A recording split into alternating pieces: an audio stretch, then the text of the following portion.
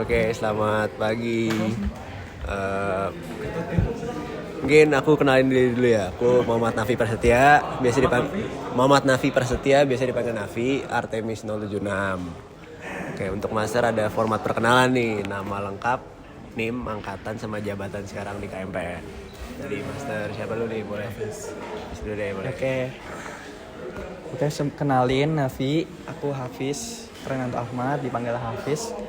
NIM-nya dari Tesral 060. Oke. Apalagi tadi? Jabatan sekarang. Selain udah jabatan, saat ini aku ngejabat sebagai Kepala Divisi Keprofesian di KMPN. Ada Mas Albert. Oke, kenalin, aku Albert ZVTPU, dipanggil Albert. EB. NIM Tesra 091, jabatanku bendahara sekarang. Mungkin langsung pertanyaan tentang KMPN aja sih. Sejauh ini ada nggak sih tantangan yang dihadapi para master ini sebagai ketua divisi, mungkin apa gitu? Oke, kalau ngomongin struggle, EB lebih struggle. Oke, boleh. Coba dulu nih, boleh bebas. Berarti bombastis deh ini. Oh yaudah, kalau gitu, kalau bombastis gue dulu deh. Kayak selama ini tantangannya selama ngejabat ya, at least di masa jabatan ini tuh ngatur waktu sih, karena kan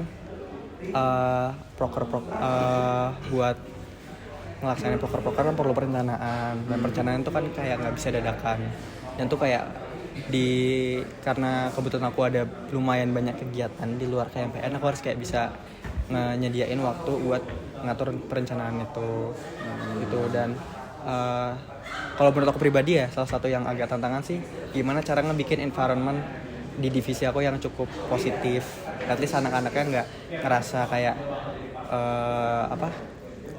apa ya bahasanya ya, nggak ngerasa diasingkan atau kayak nggak cocok. At least mereka bisa kayak ngerasa fun udah di sini gitu, dan funnya juga dapat ilmu juga gitu, nggak cuma fun doang. Oke, kalau dari Mas Albert apa nih? Kan sebagai bendahara pasti ya Mas. Ya jadi bendahara tuh struggle pertama tuh. Aku biar sekarang. Kenapa? Aku biar sekarang. Oh iya, makasih. Nah ini salah satu struggle-nya. Ini salah satu struggle-nya barusan lo lihat. Tapi ini struggle-nya tuh pertama capek. Karena kayak misalkan kita ada kantin kejujuran, kamu tau gak ada kanjur. Nah itu kan tiap hari kan ada uang masuk, jadi gue harus pembukuan. Terus saya transaksi misalnya hanya kayak, bayarin dong ini print 500 rupiah. Itu kan harus pembukuan juga kan, jadi kayak apa, iya ya emang apa, sesedikit apapun kita harus pembukuan, dikit-dikit pembukuan dan harus ada bukti. Jadi kayak, ya capek, maksudnya kayak, misalnya lo udah masukin laptop misalnya mau pulang, tiba-tiba ada yang mau transaksi, ini bayar dulu es krimnya atau apa. Ya udah, dia harus keluar laptop. Itu struggle secara umumnya sih. Terus struggle kedua juga, kita bikin laporan keuangan. Jadi kita tuh, pertanggungjawaban kita tuh emang ke masa campaign. Masa pertanggungjawaban kita emang gue kan sebagai bawahannya kesekjenan ya, gue ke sekjen gue sama ke ketua BPP. Cuman ya dengan laporan keuangan tuh gue juga dipaksa buat bertanggung jawab ke seluruh masa KMPN gitu. Jadi kayak gue tuh share ke grup KMPN gitu, ini laporan keuangan selama 2 bulan. Gue kayak share pemasukan, pengeluaran, terus apa aja sih pengeluaran yang terjadi di jangka waktu itu. Terus menurut RAB, atau RAB enggak? RAB itu rencana anggaran biaya, kayak APBN gitu. Nah menurut APBN-nya tuh berapa banyak sih yang keluar, ada yang over budget kah? Kalau over budget tuh gue harus jelasin kenapa, justification kenapa itu over budget. Jadi kayak, wah, masa ya syukurnya selama ini belum ada yang over budget, syukurnya. Cuman ya itu. Terus struggle ketiga ya, lo megang uang, semua divisi pingin uang lo. Maksudnya semua divisi tuh pingin rebutan anggaran, pingin gue mau ini. Nah gak apa-apa, sebenarnya ada uangnya. Cuman kalau misalnya mereka semua pingin dalam waktu yang bersamaan, nah itu yang bermasalah, itu dia. Jadi kayak ya pusing jujur. Maksudnya kalau secara waktu tuh gak menyita. Gue gak tau, kayaknya lebih sibuk Hafiz kalau masalah waktu. Maksudnya kalau beban waktunya di kampanye lebih tinggi Hafiz. Cuman beban pikirannya nih gue dan saya berantem itu aja sih bendahara. Mungkin masih sekitar ini sih, kayak Staff kebanggaan. Oke, mungkin masa-masa dulu magangnya emang sesuai divisi sekarang apa beda? Kalau dari aku dulu, itu dari kamu.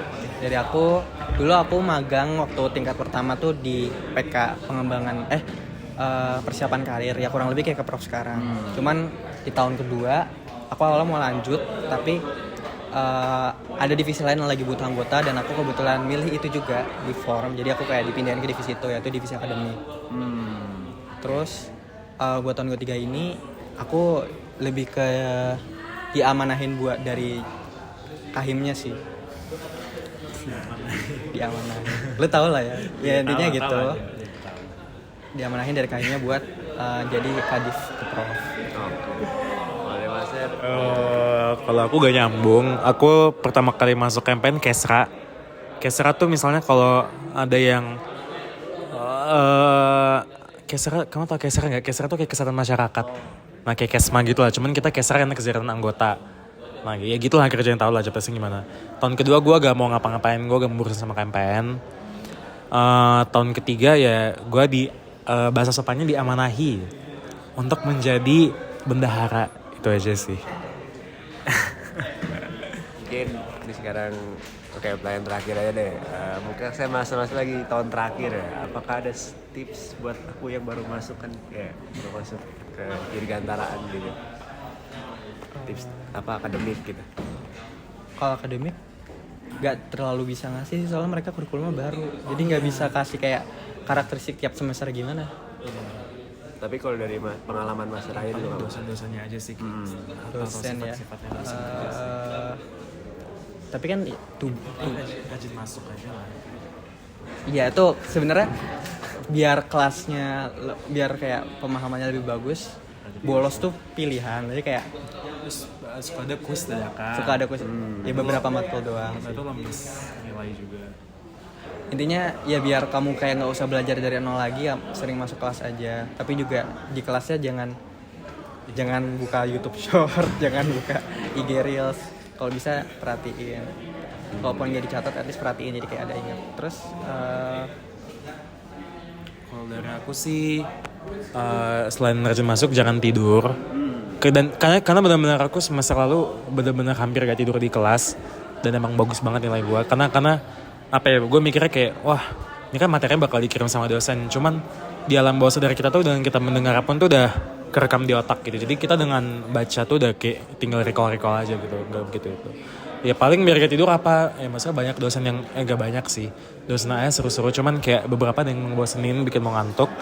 Ya tipsnya kalau gue biar gak ngantuk, biar ya kalau ada yang bisa catat gue catat. Pokoknya gue catat aja. Apapun tuh mau dia ngomong aneh-aneh pun gue catat aja semuanya. Nah terus kalau misalnya gak ada yang bisa catat, perangkarat. sebenarnya itu sih tadi kamu bilang kalau bisa catat, cuman kalau bisa kamu juga kayak lihat juga ini dosennya tuh gimana ngajar, kayak ini apakah tipe yang worth it diperhatiin dari awal sampai akhir, atau ya kayak kita dengerin sekilas aja terus kita baca sendiri tuh lebih paham. Nah itu kamu harus bisa nilai sendiri, soalnya kayak ya emang ada beberapa dosen yang bagus, kamu bakal lebih paham kalau dengerin dia di kelas daripada cuma baca doang. Ada yang kayak sebenarnya kamu baca doang itu bisa lebih enak daripada dengerin. Jadi tuh ada dosen juga yang PPT dia tuh benar-benar ngebaca PPT doang isinya. Nah ya kayak gitu kan ya, mending lo nggak daripada lo effort merhatiin terus lo ngantuk ya gitu. boleh nanya satu nggak? Iya. Dosennya siapa? Gue gak mau sebut merek. Soalnya kalian harus Biar kan explore. kalian harus nilai sendiri sih. Siapa tahu penilaian kita Iya beda. Oke. Tapi dosennya gak ada yang aneh-aneh kok. Maksudnya dosennya bagus-bagus. Dosen A itu dosen A itu waras. kecuali beberapa itu paling lebih toleran terhadap telat dari berdasarkan cerita-cerita teman aku di luar prodi lain. Iya. Soalnya kayak datang telat 40 menit masih boleh masuk. Kayak ya udah sok aja. Cuman dosen lain tuh kayak ada yang pintunya ditutup rapat, nggak boleh masuk samsat. Dan kalau misal lo ngambil matkul manajemen nanti, lo tuh ngerasa gimana enaknya dosen-dosen FTMD. Lo tuh ngerasa kayak FTMD tuh dosennya lebih egaliter ya. Lebih egaliter ya, kayak dia tuh nggak anggap kita kayak I love you, nggak anggap kita kayak babu gitu. Papa nggak sih kayak anggap kita lebih kayak kerekan. Itu aja yang bagus. Maksud kamu di lingkungan yang bagus untuk berkembang gitu, karena kamu bukan di dosen kita tuh bukannya tipe yang kalau gue kan kayak dari Jawa Timur kan dosennya cenderungnya kayak atau guru kan kayak kita tuh babu, mereka tuh raja. Nah kalau ini enggak, kalau ini kayak benar-benar kayak kita tuh kayak partner kan. Gitu. Kita tuh kayak junior mereka di kerja gitu. Mereka treat mereka kayak kita kayak gitu. Oke. Mungkin ada pesan terakhir atau apa? Semangat aja sih. Kalau gue selalu bilangnya tiap wawancara GWS. Ya lo GWS masuk AE. Maksudnya Nggak, nih. Tapi kalau dari matkulnya semester 3 ini masih santai sebenarnya. nanti semester 5 Ya, semester 4 sih. gue semester 4 anjlok banget sih. Kalau menurut aku ya, tingkat akademik tuh ini TPB nih.